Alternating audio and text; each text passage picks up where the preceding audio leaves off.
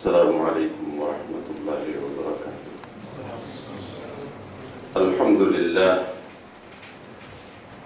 للہ نحمده ونستعینه ونستغفره ونؤمن به ونتوکل علیہ ونعوذ باللہ من شرور انفسنا ومن سیئات اعمالنا، من يهده الله فلا مضل له ومن يضلل فلن تجد له وليا مرشدا، وأشهد أن لا إله إلا الله وحده لا شريك له، وأشهد أن سيدنا وسندنا وحبيبنا وشفيعنا ومولانا ونبينا محمدا عبده ورسوله، أرسله بالحق بشيرا ونذيرا وداعيا إلى الله بإذنه وسراجا منيرا. أما بعد فأعوذ بالله من الشيطان الرجيم. بسم الله الرحمن الرحيم. قل يا عبادي الذين أسرفوا على أنفسهم لا تقنطوا من رحمة الله إن الله يغفر الذنوب جميعا إنه هو الغفور الرحيم. وأنيبوا إلى ربكم وأسلموا له من قبل أن يأتيكم العذاب ثم لا تنصرون. واتبعوا أحسن ما أنزل إليكم من ربكم من قبل أن يأتيكم العذاب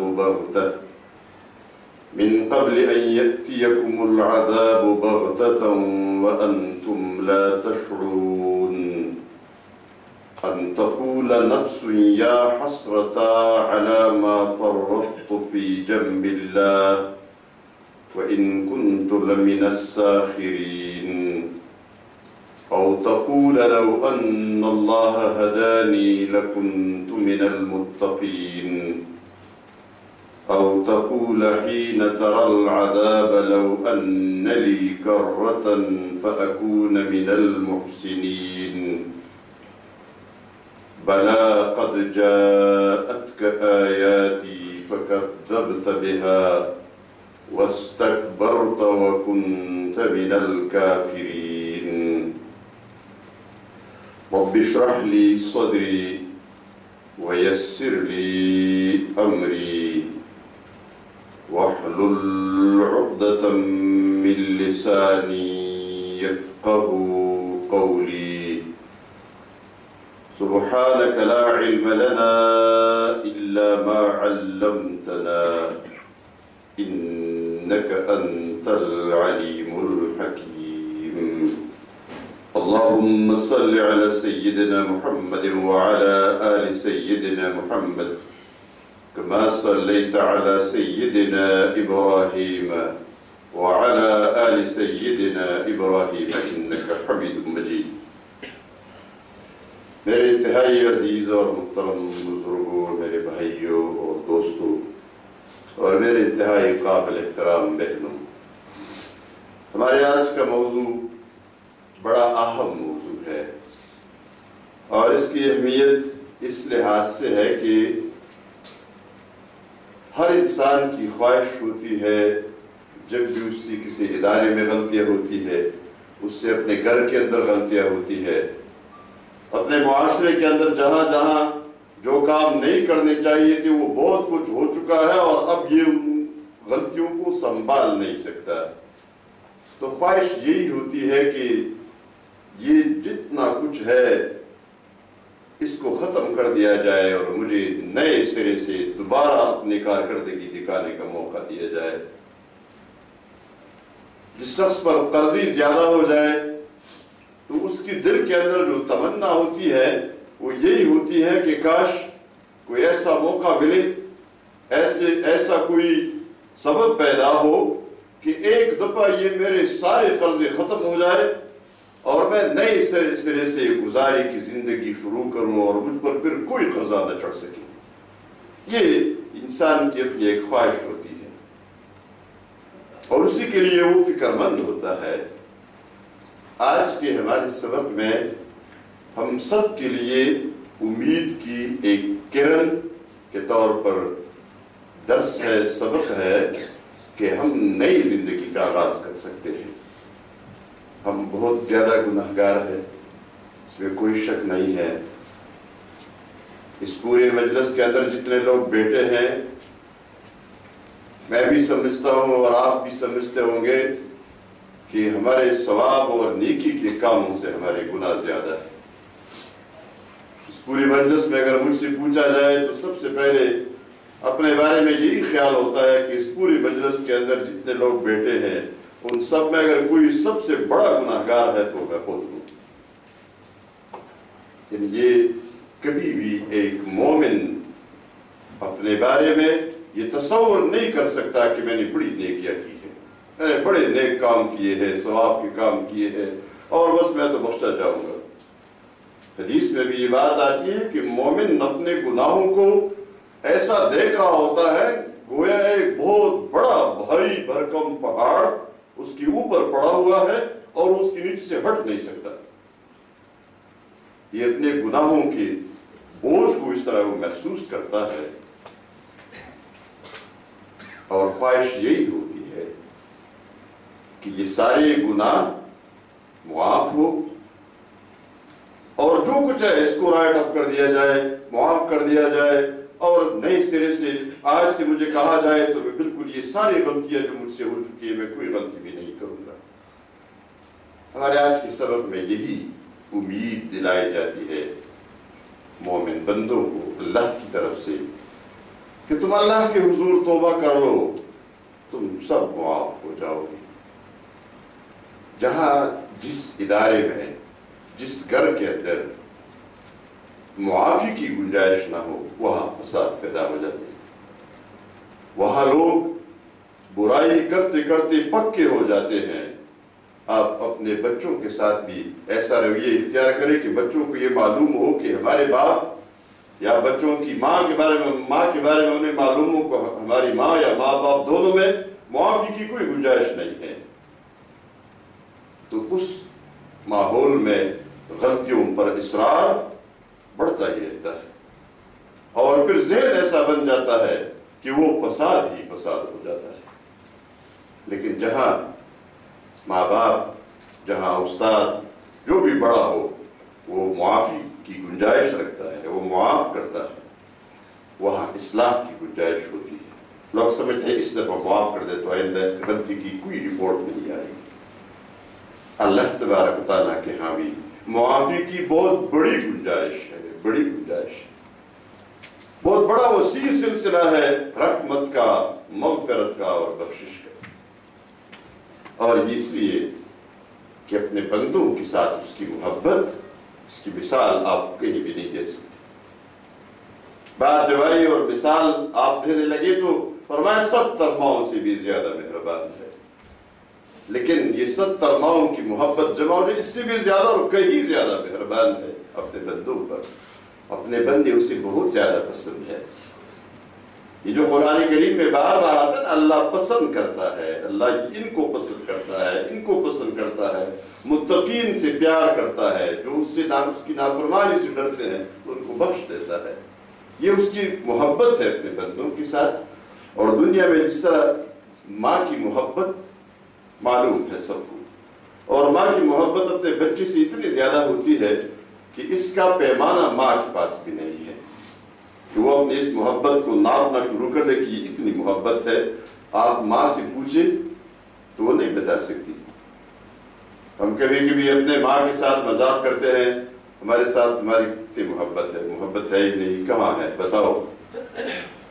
تو ماں تو یہی کرتی ہے نا کہ تجھے پکڑ کر اپنے گود میں آپ کا بوسہ لے، چوم لے، اور اس کا کوئی جواب اس کے پاس ہے ہی نہیں کہ محبت کتنی ہے۔ یہ اس لیے کہ وہ اس محبت کا اندازہ نہیں کر سکتی جو اس کے دل میں اپنے بچے کے لیے ہے۔ لیکن آپ نے دیکھا ہوگا ایک تجربہ کہ بچہ نافرمان ہوا، اور بچہ جتنا بھی نافرمان ہو، ماں جتنی بھی غصہ ہو جائے، آپ لوگوں نے ماں کی بد دعا نہیں سنی ہوگی جو اپنے بچے کو دیتی ہے ایسے موقع پر، جب بہت زیادہ ناراض ہو جائے تو کیا کہتی ہے؟ آپ نے سنا ہوگا، تیرا دشمن ہلاک ہو جائے۔ بڑے غصے میں کہے گی، لیکن کہے گی تیرا دشمن ہلاک ہو جائے۔ ہمارے یہاں پشتو میں جب مائیں کبھی کبھی بہت زیادہ غصہ ہو جاتی، پخیر شی کا مطلب اردو میں بھی یہی ہے کہ تمہیں خیر ملے، تمہیں فائدہ ملے، اس لیے کہ ماں کی زبان پر بد دعا آتی ہی نہیں ہے اپنے بچے کے لیے۔ لیکن کوئی ماں ایسی ہو یا کوئی بچہ ایسا نافرمان ہوا کہ ماں نے بد دعا بھی دی اور ماں نے اس کو گھر سے نکالا بھی، اور خوش ہو گئی کہ یہ اچھا ہوا کہ نکل گیا، باپ بھی خوش ہو گیا کہ اچھا ہوا کہ نکل گیا، اور یہ بچہ اپنے گھر کو بھی چھوڑ کر بھاگا، اور ماں باپ نے بھی خیریت اسی میں سمجھے کہ یہ نکل ہی جائے۔ لیکن یہ بچہ مہینہ گزرا، 2 مہینے گزرے، تو اس کو احساس ہوا کہ ماں کی طرح گھر اور ماں کی طرح محبت اور کہیں بھی نہیں ہے، توجہ ہو گئی، اور یہ واپس ہوا۔ مہینے کے بعد، وہ 2 مہینے کے بعد واپس گھر آیا اور اپنے گھر کا دروازہ کھٹکھٹایا۔ باپ نکلا اور اس نے دروازہ کھولا، دیکھا بچہ آ گیا ہے، دروازے کے پاس کھڑا ہے۔ آپ نے دیکھا اس باپ کا رویہ کیا ہوتا ہے اس وقت وہ یہ پوچھتا نہیں ہے کہ تو وہی ہے جس نے یہ کرتوت کیے تھے، یہ نہیں، آنکھوں میں آنسو آ جاتے ہیں، بچے کو فوراً پکڑ لیتے ہیں، اس کی ماں کو آواز دیتے ہیں، بچہ آ گیا، بیٹا پہنچ گیا، آ گیا، پتہ نہیں ایک سانس میں کتنی باتیں وہ اطلاع دینے کے لیے کہتا ہے۔ اور ماں کو جب یہ یقین آ جائے، فوراً دوڑ کر اپنے بچے کے ساتھ کیا کرتی ہے؟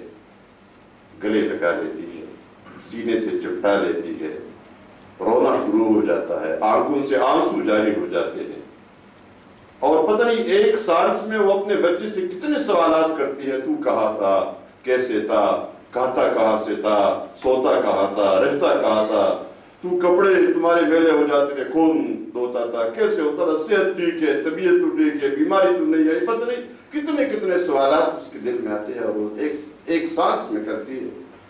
کبھی نہیں پوچھا جاتا ابھی آ گئے ہو لیکن بیٹھ جاؤ، شرائط باندھتے ہیں، دوبارہ تم نے رہنا ہے تو کن شرائط کے ساتھ رہنا ہے؟ نہیں، یہ اس بچے کا واپس آنا ہی وہ قبول کر لیتے، اور خوشی کی انتہا نہیں ہوتی۔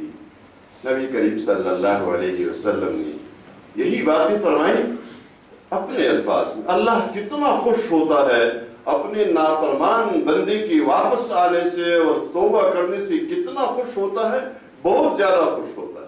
ایک مثال دی آپ صلی اللہ علیہ وسلم نے، مثال اس طرح ہی فرمایا، اللہ اپنے گناہگار بندے کے توبہ سے اتنا زیادہ خوش ہوتا ہے جیسے کوئی شخص اپنی سواری پر اپنے کھانے پینے کا اور سفر کا سارا سامان رکھ کر کسی صحرا میں چلا گیا، اور صحرا میں یہی ایک ذریعہ ہے سواری، وہی کھانا پینا جو سواری کے اوپر ہے، اچانک یہ سواری ایسی بھٹک گئی اور اس سے گم ہو گئی۔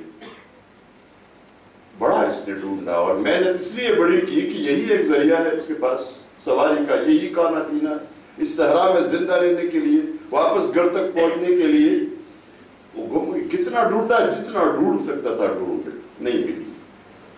اس کے بعد یہ مایوس ہو گیا، اور مایوس ہونے کے بعد آ کر کسی درخت کے نیچے لیٹ گیا۔ اور مایوس کس سے ہو گیا؟ یہ مایوس سواری سے بھی ہوا لیکن اپنی زندگی سے بھی مایوس ہوا۔ ایک روایت میں ساتھ الفاظ آتے ہیں وَاسْتَسْلَمَ لِلْمَوْتِ، یہ موت کا انتظار کرنے لگا، موت کے سامنے گویا اس نے گھٹنے ٹیک دیے کہ بس اب تو موت ہی موت ہے۔ اور جو ہی یہ شخص لیٹا، آنکھیں لگ گئی، آنکھیں لگی، دوبارہ آنکھیں کھلی تو وہ سواری تابعدار پورے سامان کے ساتھ اس کے سرانے تابعدار کھڑی ہے۔ یہ شخص اٹھا، اپنے سواری کو پکڑا، دیکھا پوری کی پوری آ گئی ہے، بڑا خوش ہوا، اور خوشی میں اس نے الفاظ کیا کہے؟ خوشی میں یہ کہتا ہے اللہم انت عبدی وانا ربک، اے اللہ تو میرا بندہ ہے اور میں تیرا رب ہوں۔ آپ صلی اللہ علیہ وسلم نے فرمایا یہ شخص غلط ہو گیا، اخطأ من شدت الفرح، یہ بہت زیادہ خوشی کی وجہ سے غلط ہو گیا، یہ اس لیے کہ یہ کہنا چاہتا تھا اے اللہ تو میرا رب ہے اور میں تیرا بندہ ہوں، شکر ادا کرنا چاہتا ہے، لیکن اتنی خوشی اس کو ملی کہ خوشی کی وجہ سے وہ الفاظ بھی غلط ہو گئے۔ فرمایا اللہ اس بندے سے بھی اپنے گناہگار بندے کے توبہ سے زیادہ خوش ہوتا ہے۔ جب کوئی گناہگار بندہ توبہ کر کے واپس آتا ہے، رجوع کرتا ہے اپنے رب کے حضور، تو رب اس بندے سے بھی زیادہ خوش ہو جاتا ہے۔ بلکہ فَأُولَٰئِكَ يُبَدِّلُ اللَّهُ سَيِّئَاتِهِمْ حَسَنَاتٍ، جو لوگ توبہ کرتے ہیں اللہ ان کے گناہوں کو نیکیوں سے بدل دیتے ہیں، اور وہ اس طرح نیکیوں سے بدل دیتے ہیں کہ ان گناہوں کی جگہ اب نیکیاں شروع ہو جاتی ہیں۔ لیکن دوسری بات یہ بھی ہے کہ گناہ پر شرمساری اجر و ثواب کا ذریعہ ہے۔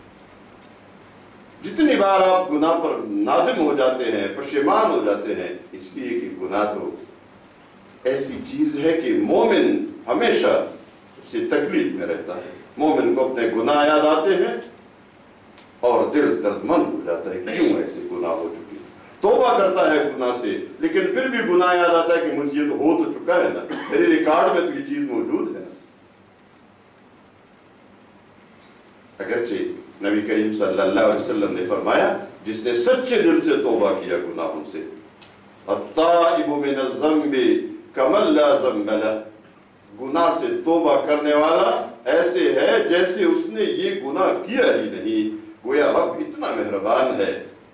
ہوتا ہے نا اسکول میں، کالج میں، کسی بھی دفتر میں آپ کی فائل میں کوئی ریڈ لکھائی کی گئی، سرخ لکیر کھینچا گیا کہ اس نے یہ غلطی کی ہے، بعد میں ٹھیک ہے جی آئندہ ایسا نہ کرنا، لیکن آپ کی فائل میں یہ چیز موجود رہتی ہے۔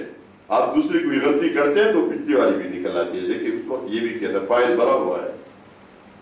لیکن مہربان رب کیا کرتا ہے، اس فائل میں یہ چیز رہتی ہی نہیں ہے، اس کو ختم کر دیا جاتا ہے، ریکارڈ کو صاف کر دیا جاتا ہے، اس لیے کہ بہت زیادہ مہربان ہے، بہت زیادہ مہربان۔ اور پھر یہ بھی ہے کہ جب بھی گناہ یاد آتا ہے تو بندہ شرمندہ ہوتا ہے، یہ شرمندگی بھی اپنے گناہ پر اجر و ثواب کا باعث ہے۔ گویا سچے دل سے توبہ کرنے کے بعد جتنی بار وہ گناہ یاد آئے گا اور آپ مزید پشیمان ہوتے جائیں گے تو اجر و ثواب ملے گا، اللہ کی رحمت مزید آپ کے قریب ہوگی۔ یہ اللہ کا نظام ہے، دنیا والے تو نہیں معاف کرتے، کبھی بھی معاف نہیں کریں گے، یہ ایسا جرم ہے۔ یہ جو نبی کریم صلی اللہ علیہ وسلم نے ہمیں فرمایا تخلقوا باخلاق اللہ، اللہ کے اخلاق کو اپناؤ، اللہ کے اخلاق کو اپناؤ، کیوں؟ وہ معاف کرنے والا ہے، تم بھی معاف کرو۔ کتنی بڑی غلطی ہو جاتی، اپنے دل کو صاف کرو، بغض رکھنے والا دل، حسد رکھنے والا دل، کینہ رکھنے والا دل، انتقام کا جذبہ رکھنے والا دل، کبھی اللہ نے اس کو معاف نہیں کرتا۔ معاف کرتے رہو، اللہ تمہیں معاف کر دے گا، اللہ تمہیں معاف کر دے گا۔ یہ ایک روایت ایسے آئی ہے کہ ایک شخص تھا پرانے زمانے میں، اور وہ لوگوں کو قرضے دیا کرتا تھا۔ قرضے دیتے دیتے جب وہ اپنے آدمی کو پھر بیچتا تھا ان کی پیچھے کہ قرضے وصول کرو، تو اس سے ایک بات کہتا تھا، وہی بات یہ ہوتی تھی کہ جب بھی آپ کسی تنگ دست کے پاس پہنچے اور اس سے اپنے قرض کا مطالبہ کرو تو نرمی کیا کرو اور درگزر کرو، جس کے پاس نہیں ہے تو ٹھیک ہے آئندہ پھر آیا کرو۔ اور وہ کہتا تھا یہ کیوں ایسا کرنا ہے ہم نے، امید ہے اللہ ہمارے گناہوں سے درگزر فرما دے گا۔ فرمایا نبی صلی اللہ علیہ وسلم نے یہ شخص جب مر گیا، فوت ہو گیا، اللہ تبارک و تعالیٰ نے اس شخص کو معاف کر دیا، اس لیے کہ لوگوں کو یہ معاف کرتا ہے۔ یہ جو ہمیں معافی کا سبق دیا نا، معاف کرو، فاعفو واصفحوا، فاعفو واصفحوا۔ اللہ کے اخلاق کیا ہے؟ وہ بڑے سے بڑے گناہگار کو بھی معاف کرتا ہے۔ تم بھی معافی کا رویہ اپناؤ. کتنا بڑا جرم کسی سے سرزد ہو تم معاف کرو، اللہ تمہیں معاف کر دے گا. اللہ اپنے بندوں پر مہربان ہے، تو ان بندوں پر جو مہربانی کرتا ہے اسے وہ بہت پسند ہے. آپ صلی اللہ علیہ وسلم نے فرمایا یہ پوری مخلوق اللہ کا کنبہ ہے. الخلق عیال اللہ وَأَحَبُّ الْخَلْقِ إِلَى اللَّهِ مَنْ أَحْسَنَ إِلَى عَيَالِهِ. یہ پوری مخلوق، تمام مخلوق اللہ کا کنبہ ہے. اس کنبے میں سب سے پسندیدہ شخص اللہ کے نزدیک وہ ہے جو اس کے کنبے کے ساتھ اچھا سلوک کرے. ان بندوں کے ساتھ جو اچھا سلوک کرتا ہے اللہ بڑا خوش ہوتا ہے، راضی ہو جاتا ہے اس شخص سے. تاکہ حدیث میں تو جو باتیں آئی ہے، فرمایا جب بھی کوئی بندہ قال اللہ فی حاجت العبد ما دام العبد فی حاجت اخی، اللہ اپنے بندی کی حاجتوں میں لگا رہتا ہے، اس کی حاجتوں کو پورا کرتا رہتا ہے جب تک یہ بندہ دوسرے لوگوں کی حاجتیں پوری کرنے میں لگا ہوتا ہے. وہ معاف کرتا ہے. اور دنیا والے تو کہتے ہیں کہ بھی کوئی آدمی اس کی داڑھی سفید ہو گئی، بوڑھا ہو گیا تو نیک اعمال شروع کیے، نمازی پڑھنی شروع کر دی. تو یہ اکثر نوجوان لوگ پھر تانا بھی دیتے ہیں، بھئی جب تو جوان تھا تو کتنے سارے یہ بھی کرتا تھا وہ بھی کرتا تھا، بڑی گن کے سامنے رکھ دیتے ہیں. ابھی بوڑھا ہو گیا ہے. اور وہ فارسی میں ایک مشہور شعر بھی ہے کہ در جوانی توبہ کردن شیوہ پیغمبریست کہ در پیری گرگ ظالم میں شود پرہیزگار. کہ بڑھاپے میں تو جنگل کا درندہ بھی بڑا پرہیزگار بن جاتا ہے، اس لیے کہ شکار کر نہیں سکتا. جوانی میں توبہ کرنا پیغمبری طریقہ. یہ اپنی جگہ پر کہ جوانی میں توبہ بہت زیادہ فائدے کا ذریعہ ہے اور اللہ کے نزدیک درجات کا ذریعہ ہے. لیکن کوئی شخص بوڑھا ہو گیا اور بڑھاپے میں اس کو توجہ ہو گئی. نبی کریم صلی اللہ علیہ وسلم نے تو فرمایا اللہ توبہ قبول کرتا ہے وہ کب تک؟ ما لم یغرغر، جب تک حالت نزع طاری نہ ہو اس وقت تک توبہ قبول کرتا ہے. نبی کریم صلی اللہ علیہ وسلم کے پاس ایک شخص آیا. یہ شخص، اس کی داڑھی سفید ہو چکی تھی، اس کی بھویں بھی سفید ہو چکی تھی، آنکھوں کے اوپر آ چکی تھی، بہت زیادہ بوڑھا تھا. اور اللہ کے رسول صلی اللہ علیہ وسلم کے سامنے آ کر بیٹھ گیا اور اس نے کہا اے اللہ کے رسول، اس شخص کے بارے میں کیا خیال ہے جس نے نہ چھوٹے گناہ کو چھوڑا نہ بڑے گناہ کو چھوڑا، سارے گناہ کر چکا ہے. اور پھر کہنے لگا کہ وہ میں خود ہوں. اپنے گناہوں کی اس نے تفصیل بتائی، یعنی اس کو تسلی نہیں ہو رہی تھی، اس کو الفاظ نہیں مل رہے تھے کہ کتنے گناہ اور اس گناہ کی تشریح میں گناہوں کی کیسے کروں. تو اس نے کہا اے اللہ کے رسول، گناہ میرے اتنے ہیں کہ اگر تمام روئے زمین کے لوگوں پر تقسیم کر دیے جائے تو ان کو تباہ کرنے کے لیے بھی وہ میرے گناہ کافی. معافی کی کوئی گنجائش ہے؟ آپ نے اس شخص سے پوچھا اتشہد ان لا الہ الا اللہ، کیا تو اس بات کی گواہی دیتا ہے کہ اللہ کے سوا کوئی عبادت کے لائق نہیں؟ اس نے کہا ہے اللہ کی، ہاں اے اللہ کے رسول، صرف یہ نہیں بلکہ ساتھ میں تو دوسری گواہی بھی دیتا ہوں، وَأَشْهَدُ أَنَّكَ رَسُولُ اللَّهِ، میں تو اس بات کی بھی گواہی دیتا ہوں کہ آپ اللہ کے رسول ہیں. آپ نے فرمایا جا تیرے تمام گناہ معاف کر دیے گئے. اس شخص کو تسلی نہیں ہو رہی تھی تو اس نے پھر پوچھا، سوال کیا وَغَدَرَاتِهِ وَفَجَرَاتِهِ یا رسول اللہ، اے اللہ کے رسول وہ میرے سارے جرم، وہ میرے سارے قصور معاف ہو جائیں گے؟ آپ نے فرمایا ہاں وَغَدَرَاتِكَ وَفَجَرَاتِكَ، سارے گناہ اور سارے قصور معاف ہو جائیں گے. معاف ہو گئے. وہ راوی کہتے ہیں فَمَا زَالَ يُكَبِّرُ حَتَّى تَوَارَى، یہ شخص مسلسل اللہ اکبر کہتا رہا، اللہ اکبر کہتا رہا حتیٰ کہ یہ ہم سے پناہ ہو گیا، یہ چلا گیا، دور چلا گیا. اللہ کی رحمت بڑی وسیع ہے. وَرَحْمَتِي وَسِعَتْ كُلَّ شَيْءٍ، قرآن کریم نے بتایا میری رحمت ہر چیز سے زیادہ وسیع ہے، ہر چیز سے زیادہ، یعنی اس کی وسعت اتنی ہے کہ کوئی بھی چیز جو میرے غصے والے ہے وہ اس پر حاوی نہیں ہو سکتی، بلکہ میری رحمت غالب ہے میرے غضب پر۔ نبی کریم صلی اللہ علیہ وسلم نے فرمایا کہ اللہ تبارک و تعالی رات کے وقت اپنے شان کے لائق، اب اللہ کی شان کیسی ہے، اللہ کا ہاتھ کیسے ہے، یہ ہمیں اس کا اندازہ نہیں ہو سکتا، اس لیے ہم تو یہی کہہ سکتے ہیں کما یلیق بشانہ، اللہ کا ہاتھ کیسے ہے، جیسے اس کے شان کے لائق ہے۔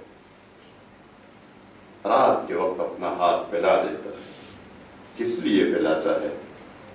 تاکہ دن کے گنہگار اور خطاکار توبہ کر لے اور وہ اس کو معاف کر دے، اور پھر دن کے وقت اپنے شان کے مطابق اپنا ہاتھ پھیلا دیتا ہے تاکہ رات کا گنہگار اور خطاکار توبہ کر لے اور اس کو معاف کر دے۔ معافی کی گنجائش ہر وقت موجود ہے، ہر وقت موجود ہے۔